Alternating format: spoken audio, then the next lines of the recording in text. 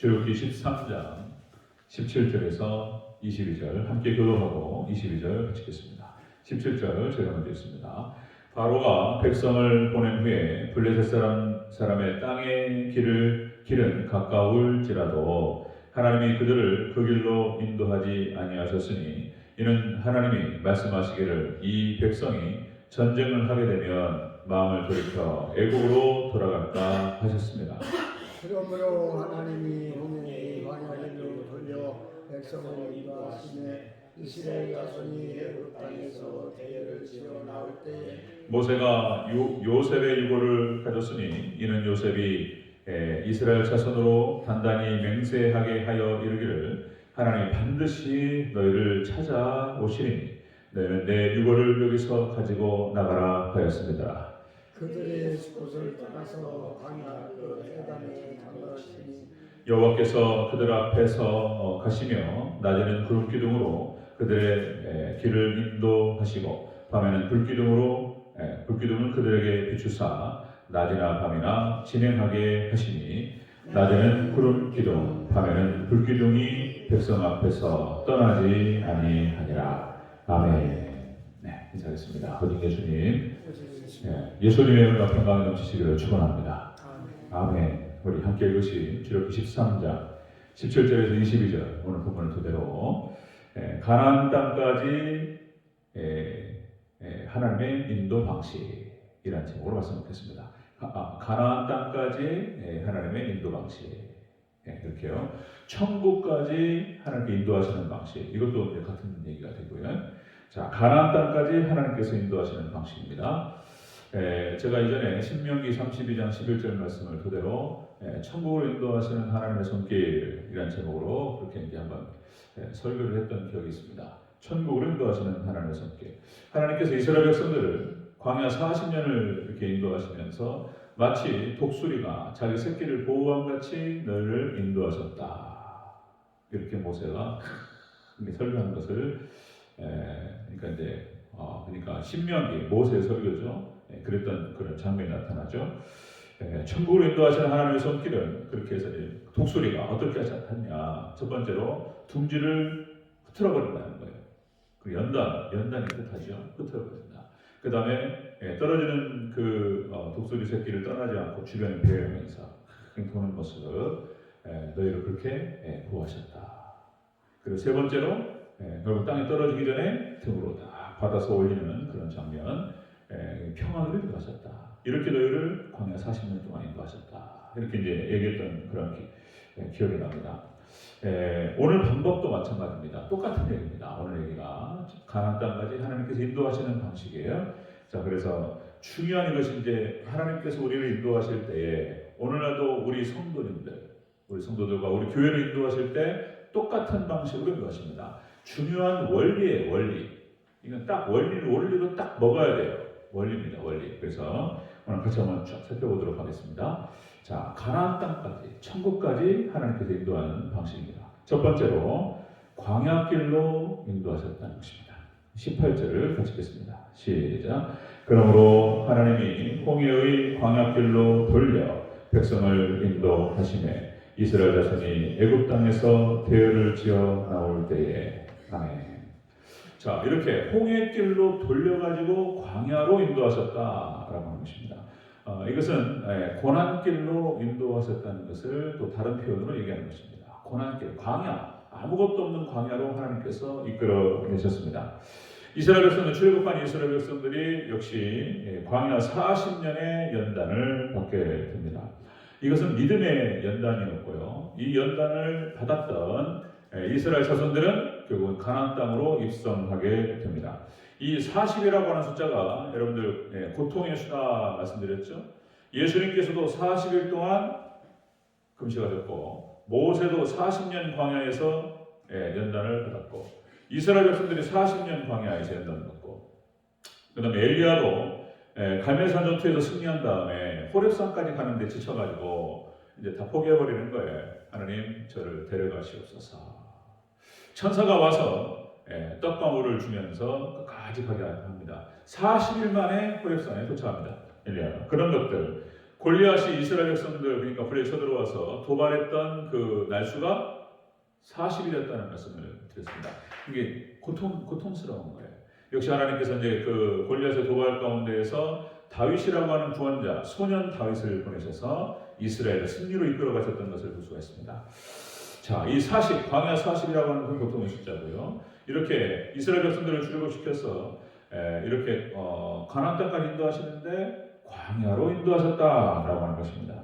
믿음의 선진들의 모습을 보면 다 마찬가지입니다. 아브라함과 이삭과 야곱과 그리고 요셉과 모세와 그리고 뭐 사사기에 나타난 선진들 그리고 다윗도 마찬가지고 다 똑같습니다. 다 연단, 고난을 다 통과합니다. 그래서 하나님의 백성들이 하나님 손에 붙들려 쓰임 받으려면 고난을 통과해야 됩니다. 이거는 통과 의례입니다. 벗어날 수가 없습니다. 반드시 광야를 통과해야 되고 고난을 통과해야 됩니다. 여러분들 독수리 새끼를 갖다가 떨어뜨려 가지고 막 떨어지죠. 이 과정이 없으면 독수리한테는 연단이고 그것이 고난이지만 이 과정이 없으면 독수리는 날지를 못합니다. 이 과정을 통해서 날개에 근육이 생기는 것이죠. 독수리는 그걸 알아요. 어미 독수리는. 그래서 떨어뜨리는 것입니다. 하나님께서 우리가 연단 가운데서 단련되는 것을 하나님 아시기 때문에 우리를 연단 가운데로 고난으로 보내십니다. 군인이 훈련 상황에서 이런 표현을 하죠. 군인이 훈련 과정에서의 땀 한 방울이 전쟁터에서 피 한 방울과 바꾸는 거예요. 강하게 훈련받은 군인은 전쟁터에서 살아남는 거예요. 여러분들 제가 까먹을 때 말씀드렸죠. 부질없다라는 표현을 썼는데 이것이 불질 없는 쇠 이런 제가 이제 그 표현 자체가 그렇습니다. 우리가 이제 보통 뭐 삽이라든지 곡괭이라든지 무슨 칼이라든지 이렇게 연장을 사용하는데 불질을 하지 않은 쇠로 만든 연장은 쓸 수 없다는 거예요. 곡괭이 치다가 이렇게 호미로 치다가 뚝 부러져 버려 그냥.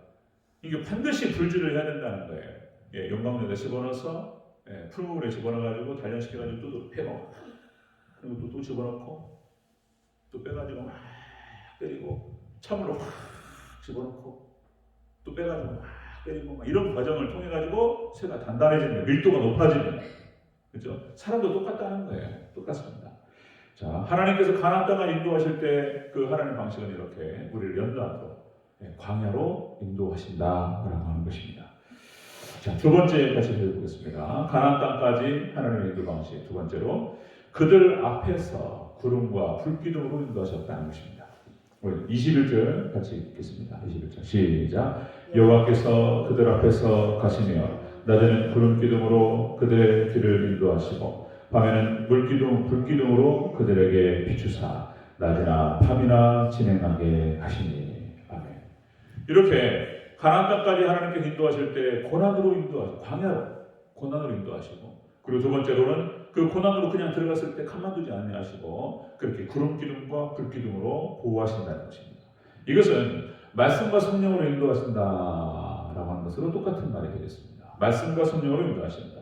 그래서 삼위일체 하나님께서 이렇게 삼위일체 하나님의 말씀과 그리고 예수님의 생명과 그리고 성령님의 기라는 표현을 씁니다. 기운과 에너지 이렇게 우리 가운데 이 기를 불어넣으시고 에너지를 불어넣으시는 거예요. 강력하게 하시는 것입니다. 자, 이 광야는 아무것도 없잖아요. 그래서 밤에는 너무나 춥고 낮에는 뭐 너무 햇빛이 뜨겁고 40도 못 가니까 구름으로 쫙 막아주셨어요. 그리고 밤에는 너무 추우니까 이제 불기둥으로 그들을 따뜻하게 해주셨습니다. 그러니까 이런 식으로 하나님께 인도하셨다는 거예요. 우리도 이렇게 광야길을 걸어가고 우리가 고난의 길을 걸어갈 때 하나님께서 말씀과 성령으로 우리를 인도하실 줄 믿습니다. 인도하시고 그런 방식이라는 거예요. 여기서 또 중요한 게 뭐냐면은 앞에서 인도하시는 그들 앞에서 이스라엘 백성들이 진행을 할 때 그들 앞에서 인도하셨다고 기록되고 있습니다. 이스라엘 백성들이 광야에서 장막을 쳐요. 그리고 이제 그 쉐키나의 영광이 성막에 임합니다. 그리고 그 영광이 이스라엘 백성이 움직여야 할 때 그 영광이 딱 움직여요. 구름이. 그때 싹 정리하고 그 구름 기둥을 따라가는 것입니다. 이런 방식이었고요. 그래서 여러분들 성경 전체에서 이것도 원리입니다. 원리. 그러니까 이제 승리의 길, 형통의 길, 복된 길의 원리인 거예요. 이렇게 말씀과 성령만 따라가는 거예요. 여러분 시편 1편의 위치와 의미를 말씀드렸죠. 시편 1편 전체가 구약 성경의 주석이다. 구약 성경만 맞물리는 거예요. 구약 성경이 무슨 얘기를 하고 있는가를 시편에서 다 얘기를 하는 것입니다. 시편 전체가 무슨 얘기를 할 것인가에 대해서 1편이 서론격인 거예요. 서론. 시편 1편이 그래서 구약 성경 전체의 서론이라고 해도 과언이 아닌 거예요. 시편 1편이. 시편 1편의 내용이 그렇다는 거예요. 복 있는 사람은 여호와의 복을 주야로 즐거워하여 묵상하는 자로다. 묵상하는 거다. 아멘. 말씀을 묵상하는 사람, 말씀을 따라가는 사람이 복된 사람이라는 거예요. 그는 시냇가에 심은 나무가 철을 따라 열매를 맺으며 그 잎사귀가 마르지 아니한 같으니 그가 하는 모든 일이 다 형통하리로다. 아멘. 여러분들 말씀만 따라가셔서 이 형통의 복을 받으시기를 축원합니다. 형통의 길, 승리의 길, 복된 길이 이거라는 거예요. 우리가 수요일날 시편 23편을 봤는데 그 말도 똑같은 말인 거예요. 예수님과 삼일체 하나님과 말씀을 목자로 삼고 따라가는 그 양은 이렇게 푸른 초장 맑은 물가로 인도하시고 모든 축복을 다 주셔요. 그리고 사망이 음침한 골짜기에서 지켜주신다는 거예요. 결국에는 천국으로 우리를 인도하실 줄 믿습니다. 오직 하나님만을 말씀만을 목자로 삼고 따라가는 그런 것에서 참된 양된 백성이 되시기를 축원합니다. 다 그 얘기예요. 가나안 전복 전쟁 앞에서 여호수아에게 나타나셔서 하신 말씀이 딱 이것만 말씀하시는 거예요. 네가 말씀을 묵상하고 말씀에 순종하고 말씀과 동행하라. 그럼 내가 너를 떠나지 아니하리라. 아멘.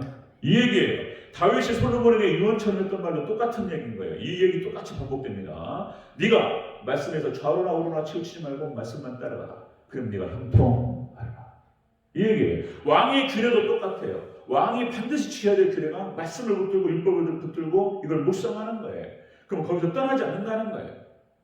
원리입니다. 원리. 승리의 길, 형통의 길, 복된 길의 원리. 여러분 말씀만 따라가시기를 축원합니다. 우리 대전체육회가 이렇게 말씀만 묵상하고 말씀만 잘 해먹는. 그래서 제가 이런 생각을 해보는 거예요. 제가 또 이제 전교인 앞에서 한번 또 발언할 텐데 마르다와 마리아가 있잖아요. 마르다 마리아 또 똑같은 자매인데 두 사람이 다 이런 거예요. 이제 예수님께 찾아오셨는데 마리아는 말씀만 듣고 있어요. 마르다는 막 예수님을 위해서 뭘 섬겨요. 밥도 차리고 둘 다 필요해요. 필요합니다. 그러니까 마르다가 이제 예수님 마리아도 같이 하도록 이렇게 얘기 좀 해주시라고. 예수님 무슨 말씀하시냐면 마리아는 좋은 것을 선택했다. 놓치지 않으리라. 그러니까 우리 교회가 어떤 식의 교회를 세워가야 할 것인가를 생각해 보게 되는 거예요.